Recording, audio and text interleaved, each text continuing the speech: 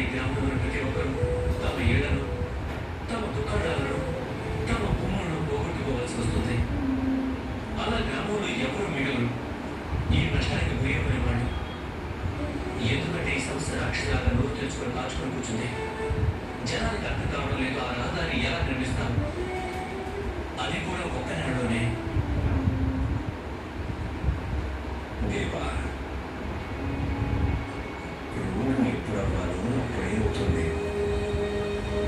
కానీ అంతకంటే ముందు జనాల్లో విశ్వాసాన్ని నింపటం అవసరం. సంఘటితమయ్యామంటే మనం ఏ పని ఉంటే ప్రపంచంలో ఏ పనైనా పూర్తి చేయగలుగుతాం. సాయి, దీంట్లో ఏం సందేహం లేదు. మీరు జనాలను సంఘటితం చేస్తారు. కానీ మా ప్రశ్న అది కాదు. రోడ్డు ఎలా నిర్మిస్తారు?